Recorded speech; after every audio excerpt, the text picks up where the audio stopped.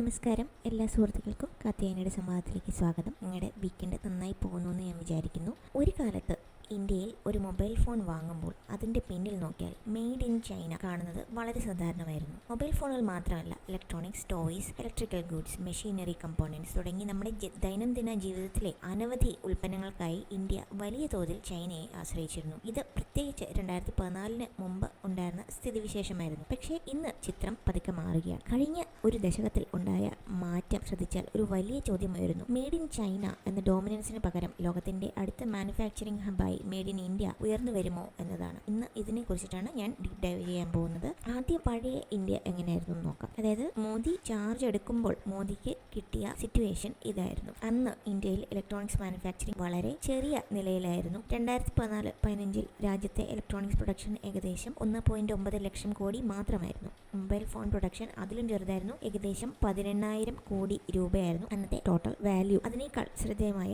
മറ്റൊരു കണക്കുണ്ട്. അന്ന് ഇന്ത്യയുടെ മൊബൈൽ ഫോൺ ആവശ്യകതയുടെ വലിയൊരു ഭാഗം ഇറക്കുമതിയിലൂടെയായിരുന്നു. പ്രത്യേകിച്ച് ചൈനീസ് സപ്ലൈ ചെയിൻസിനെ ആശ്രയിച്ചായിരുന്നു ഇത് നിലനിന്നിരുന്നത്. ഇന്ത്യയെ വലിയൊരു കൺസ്യൂമർ മാർക്കറ്റ് ആയിരുന്നു ചൈനയ്ക്ക്. പക്ഷേ മാനുഫാക്ചറർ എന്ന നിലയിൽ ഇന്ത്യയുടെ പങ്ക് വളരെ കുറവായിരുന്നു. ഇന്ത്യൻ ഉപഭോക്താക്കൾക്ക് ലോകത്തിലെ ഏറ്റവും പുതിയ സ്മാർട്ട് ഫോൺസ് വാങ്ങിയിരുന്നു. പക്ഷേ അവ നിർമ്മിക്കുന്നത് ഫാക്ടറീസ് കൂടുതലും ഇന്ത്യക്ക് വെളിയിലായിരുന്നു. ഇവിടെയാണ് നരേന്ദ്രമോദി സർക്കാരിന്റെ മാനുഫാക്ചറിംഗ് സ്ട്രാറ്റജി പ്രധാനമാകുന്നത്. 2014 ആരംഭിച്ച മേക്ക് ഇൻ ഇന്ത്യ ഒരു ബ്രാൻഡിംഗ് ക്യാമ്പയിൻ ആയി നിൽക്കാതെ അത് പിന്നീട് Atmanirbhar Bharat, production linked incentive PLI, semiconductor programmes, defence indigenisation policies തുടങ്ങിയ പദ്ധതികളുമായി ബന്ധിക്കപ്പെട്ടു. അന്ന് മേക്ക് ഇൻ ഇന്ത്യയും ആത്മനിർഭർ ഭാരതും ഒക്കെ വന്നപ്പോൾ ഇതിനെയൊക്കെ പറ്റി കളിയാക്കി ചിരിച്ച ആൾക്കാരെ ഞാൻ ഇപ്പോഴും ഓർക്കുന്നുണ്ട്. പ്രധാനമായിട്ടും മറ്റൊരു മാറ്റം കൂടി ഉണ്ടായി. മുമ്പ് ഇന്ത്യയുടെ സമീപനം പലപ്പോഴും ആവശ്യമുള്ളത് ഇറക്കുമതി ചെയ്യുക എന്നതായിരുന്നു. പുതിയ സമീപനം പ്രകാരം ഇന്ത്യയിൽ നിർമ്മിക്കുക, ഇന്ത്യക്കായി മാത്രമല്ല ലോകത്തിനായി. PLI പോലുള്ള സ്കീംസ് വഴി കമ്പനികൾക്ക് ഇന്ത്യയിൽ പ്രൊഡക്ഷൻ വർദ്ധിപ്പിക്കുന്നതിനും ഇൻവെസ്റ്റ്മെന്റ് നടത്തുന്നതിനും എക്സ്പോർട്ട്സ് ഉയർത്തുന്നതിനും ഇൻസെന്റീവ്സ് നൽകി.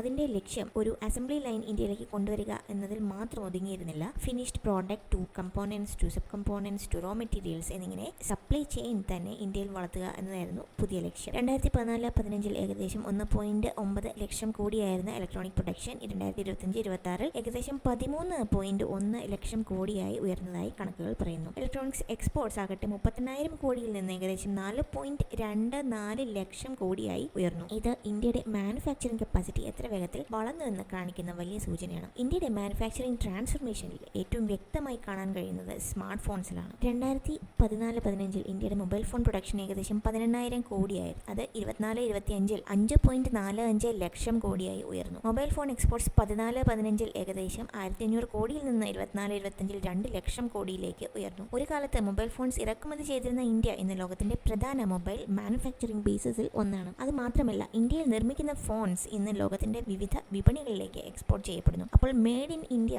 എന്ന ഡൊമസ്റ്റിക് കൺസംഷന് വേണ്ടിയുള്ള ലേബൽ മാത്രമായിരുന്നില്ല, അത് ഇന്ത്യയെ ഒരു എക്സ്പോർട്ടിംഗ് ജയന്റ് കൂടി ആക്കി മാറ്റാനുള്ള ഒരു സ്ലോഗനായിരുന്നു. പിന്നീട് വരുന്നതാണ് ഡിഫൻസ് മാനുഫാക്ചറിംഗ്. ഏറ്റവും വലിയ സ്ട്രാറ്റജിക് ചേഞ്ചസ് നടന്നൊരു മേഖലയാണ് ഡിഫൻസ് മാനുഫാക്ചറിംഗ്. ഒരു കാലത്ത് ലോകത്തിലെ ഏറ്റവും വലിയ ഡിഫൻസ് ഇറക്കുമതി ചെയ്യുന്ന രാജ്യങ്ങളിലൊന്നായിരുന്നു India. Fighter aircraft, helicopters, artillery system, missiles, naval platforms, ammunition തുടങ്ങി പല ക്രിട്ടിക്കൽ ഡിഫൻസ് റിക്വയർമെന്റ്സിനും ഇന്ത്യ വിദേശ സപ്ലയേഴ്സിനെ വലിയ തോതിൽ ആശ്രയിച്ചിരുന്നു. ഇത് കോൺഗ്രസിന്റെ കാലത്ത് കറപ്ഷന്റെ ഒരു പ്രധാന മേഖലയും കൂടിയായിരുന്നു. ജെൻസി കുട്ടികൾക്ക് അത് ഓർമ്മയുണ്ടാവില്ല, ബട്ട് നമ്മൾക്കൊക്കെ ഓർമ്മയുണ്ടത്. 2014-15 ഇന്ത്യയുടെ ഡിഫൻസ് പ്രൊഡക്ഷൻ ഏകദേശം 46,429 കോടി രൂപ മാത്രമായിരുന്നു. എന്നാൽ 2025-26 അത് 1.78 ലക്ഷം കോടി രൂപയായിട്ട് ഉയർന്നു. ഡിഫൻസ് എക്സ്പോർട്ട്സ് ആകട്ടെ 2013-14 വെറും 686 കോടി രൂപയായിരുന്നു. അത് 2025 38,424 കോടി രൂപയായി ഉയർന്നു. അത് 12 വർഷത്തിനിടെ 56 മടങ്ങ് വളർച്ചയാണ് നേടിയിരിക്കുന്നത്. ഇതൊന്നും ഇഗ്നോർ ചെയ്യാൻ പറ്റുന്ന കണക്കുകളല്ല. Tejas fighter aircraft, Akash missile systems,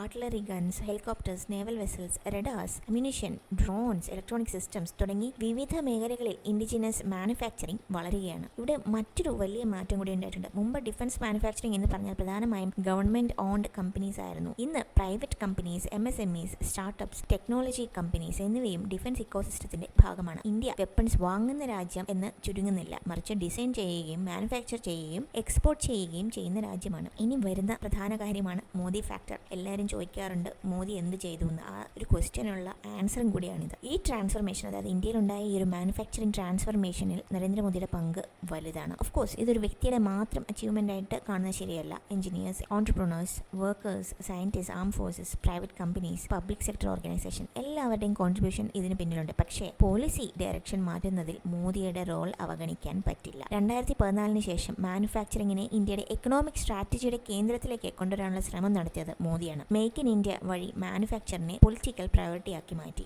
Atmanirbhar Bharat വഴി സ്ട്രാറ്റജിക് സെക്ടേഴ്സിൽ ഇമ്പോർട്ട് ഡിപ്പെൻഡൻസ് കുറയ്ക്കുന്നതിനെ നാഷണൽ ഒബ്ജക്റ്റീവ് ആക്കി മാറ്റി. PLI സ്കീംസ് വഴി കമ്പനീസിനെ ഇന്ത്യയിൽ വലിയ തോതിൽ പ്രൊഡക്ഷൻ നടത്താൻ പ്രേരിപ്പിച്ചു. Defence positive ഇൻഡിജിനൈസേഷൻ less, domestic procurement preferences, defence corridors, private sector participation തുടങ്ങി നടപടികൾ വഴി ഇൻഡിജിനസ് മാനുഫാക്ചറിങ്ങിനെ മാർക്കറ്റ് സൃഷ്ടിക്കാനായിട്ട് ശ്രമം നടത്തി. സെമി കണ്ടക്ടേഴ്സ് പോലുള്ള മേഖലകളിൽ പോലും ഇന്ത്യ ഇപ്പോൾ നമുക്ക് ഇതൊന്നും സാധ്യമല്ല എന്ന മൈൻഡ് സെറ്റിൽ നിന്ന് മാറി വളരെ ക്യാപിറ്റൽ ഇൻറ്റൻസീവായി ഇക്കോസിസ്റ്റം ബിൽഡ് ചെയ്യാനുള്ള ശ്രമത്തിലാണ് മോദി ഗവൺമെന്റ്. ഇതാണ് മോദിയുടെ ബിഗസ്റ്റ് കോൺട്രിബ്യൂഷൻ. മാനുഫാക്ചറിങ്ങിനെ ഒരു ഇൻഡസ്ട്രി പോളിസി എന്നതിൽ നിന്ന് ഒരു നാഷണൽ സ്ട്രാറ്റജി ആക്കി മാറ്റി. നമ്മുടെ രാജ്യത്തിന്റെ ദിശ തന്നെ മോദി മാറ്റി. അപ്പോൾ ഇതിന്റെ ഏറ്റവും വലിയ ഇമ്പാക്ട് എന്ന് പറയുന്നത് ജോബ്സ് ആണ്. ഒരു ഫാക്ടറി വന്നാൽ ജോലി കിട്ടുന്നത് ഫാക്ടറി ഫ്ലോറിൽ മാത്രമല്ല. Production engineers, quality control specialist, technicians, logistics workers, warehouse staff, software professionals, designers, maintenance workers, suppliers, transport operators തുടങ്ങിയ ഒരു വലിയ ഇക്കോസിസ്റ്റം ആണ് അതിനൊപ്പം വളരുന്നത്. PLI സ്കീംസ് വഴി 2025 ഡിസംബർ വരെ 14 സെക്ടേഴ്സിൽ 14.39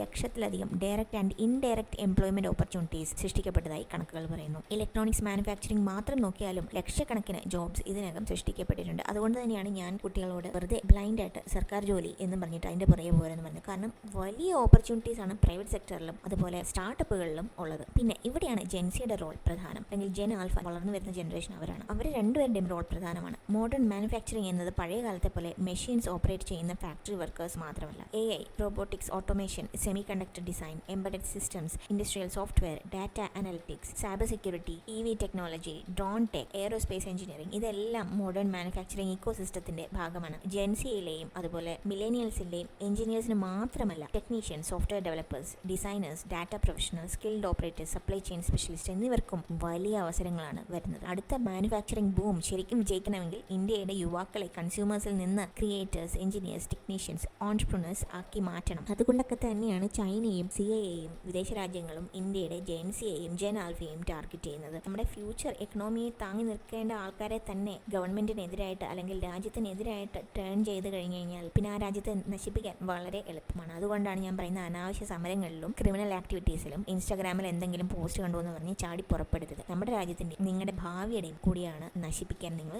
സ്വയം ശ്രമിക്കുന്നത്. ഇനി ഒരു ക്വസ്റ്റ്യൻ എന്ന് പറഞ്ഞാൽ ചൈനയെ റിപ്ലേസ് ചെയ്യുക അത്ര എളുപ്പമാണോ? അല്ല. കാരണം ചൈനയ്ക്ക് പതിറ്റാണ്ടുകളായി ജൈഗാന്റിക് മാനുഫാക്ചറിംഗ് ഇക്കോസിസ്റ്റം ഉണ്ട്. ചൈന ഡെമോക്രസി അല്ല. ചൈനയ്ക്ക് യൂണിയൻസ് ഇല്ല. Supply network, ports, logistics infrastructure, skilled work force, component manufacturing, economics of scale ഇതെല്ലാം ചൈനയുടെ വലിയ അഡ്വാൻറ്റേജസ് ആണ്. പിന്നെ ഓരോ 5 വർഷം കൂടുമ്പോഴും ഇലക്ഷൻസ് വരുന്നില്ല, പൊളിറ്റിക്കൽ അപ്പീവൽസ് വരുന്നില്ല. ചൈന 80s ഇൻഡസ്ട്രിയൽ വിപ്ലവം തുടങ്ങിയ സമയത്ത് ഇവിടെ ഇന്ത്യ എക്കണോമി തുറന്നിട്ട് പോലും ഇല്ലായിരുന്നു. അതായത് നരസിംഹറാവുവിന്റെ ഗവൺമെന്റാണ് ആദ്യമായിട്ട് ഇന്ത്യൻ എക്കണോമിയെ ഓപ്പൺ ചെയ്തത്. കോൺഗ്രസ് ഉറങ്ങി ഇരുന്നിരുന്ന അവസ്ഥയിൽ ചൈന ഒരുപാട് മുമ്പോട്ട് പോയി. അതുകൊണ്ട് തന്നെ ഇന്ത്യ അതിന്റെ ഫലങ്ങൾ ഇപ്പോഴും അനുഭവിച്ചുകൊണ്ടിരിക്കുകയാണ്. പണ്ട് നെഹ്റുവും അല്ലെങ്കിൽ ഇന്ദിരാഗാന്ധിയും പിന്നെ സോണിയാഗാന്ധിയും ഒക്കെ ചെയ്തതിന്റെ ഫലം ഇപ്പോഴും ഇന്ത്യ അനുഭവിക്കുന്നുണ്ട് എന്ന് പറയുന്നതിന്റെ കാര്യം ഇതാണ്. കാരണം അന്ന് ഇന്ത്യക്ക് വലിയ ഓപ്പർച്യൂണിറ്റിയാണ് നഷ്ടപ്പെട്ടത്. അതൊക്കെ കൊണ്ട് ഇന്ത്യ ഹാസ് റീപ്ലേസ് ചൈന എന്ന് പറയുന്നത് തെറ്റായിരിക്കും. പക്ഷേ ഇന്ത്യക്ക് വലിയ ഒരു അവസരമാണ് ഇപ്പോൾ കിട്ടിയിരിക്കുന്നത്. ലോകത്തിലെ പല കമ്പനികളും ആപ്പിൾ ഉൾപ്പെടെ ഇന്ന് അവരുടെ സപ്ലൈ ചെയിൻസ് ഡൈവേഴ്സിഫൈ ചെയ്യാൻ ശ്രമിക്കുകയാണ്. അതാണ് ചൈന +1 സ്ട്രാറ്റജി എന്ന് വിളിക്കുന്നത്. ഒരു രാജ്യത്തെ മാത്രം ആശ്രയിക്കുന്നതിന് പകരം മറ്റൊരു രാജ്യത്തും പ്രൊഡക്ഷൻ ബേസ് സ്ഥാപിക്കുക. ഇവിടെയാണ് ഇന്ത്യയുടെ അവസരം കിട്ടിയിരിക്കുന്നത്. ഒടുവിൽ ഒരു ചോദ്യം വീണ്ടും ഉയരുന്നു. From made in China to made in India. ആ ഒരു ക്വസ്റ്റ്യൻ്റെ ആൻസർ ഇന്ത്യ ഇതിനകം ചൈനയെ മാനുഫാക്ചറിൽ മറികടന്നു എന്ന് ഞാൻ പറയുന്നില്ല. പക്ഷേ 2014 ഇന്ത്യയുമായിട്ട് താരതമ്യം ചെയ്താൽ ഇന്നത്തെ ഇന്ത്യ തീർച്ചയായും ചൈനയുടെ ഏറ്റവും വലിയ വെല്ലുവിളിയായി മാറിയിരിക്കുകയാണ്. ഒരു കാലത്ത് ലോകത്ത് നിർമ്മിച്ച സാധനങ്ങൾ വാങ്ങിയിരുന്ന ഇന്ത്യ ഇന്ന് ലോകത്തിനായി സാധനങ്ങൾ നിർമ്മിക്കാനുള്ള അംബീഷൻ കാണിക്കുന്നു, അതുപോലെ ചെയ്യുന്നുണ്ട്. മോദി ഗവൺമെന്റ് ഈ ട്രാൻസ്ഫോർമേഷന് പോളിസി പുഷ് നൽകി വേണ്ടുന്ന എല്ലാ സഹായങ്ങളും ചെയ്തു കൊടുത്തു. ഇന്ത്യൻ ജെൻസി അതിനെ അടുത്ത തലത്തിലേക്ക് കൊണ്ടുപോകണം. അപ്പോഴാണ് മേക്ക് ഇൻ ഇന്ത്യ അല്ലെങ്കിൽ മെയ്ഡ് ഇൻ ഇന്ത്യ ഒരു ലേബൽ മാത്രമല്ലാതെ ഒരു ഗ്ലോബൽ മാനുഫാക്ചറിംഗ് ബ്രാൻഡായിട്ട് മാറുന്നത്. ഏതായാലും ഈ മാറ്റം നിങ്ങൾക്ക് എത്രത്തോളം വലുതായി തോന്നുന്നുവെന്ന് കമന്റ് സെക്ഷനിൽ ചാനൽ സബ്സ്ക്രൈബ് ചെയ്യുക, വീഡിയോ ഷെയർ ചെയ്യുക, ലൈക്ക് ചെയ്യുക. എല്ലാവർക്കും നല്ല ഒരു വീക്കെൻഡ് ആശംസിച്ചുകൊണ്ട് നന്ദി, നമസ്കാരം.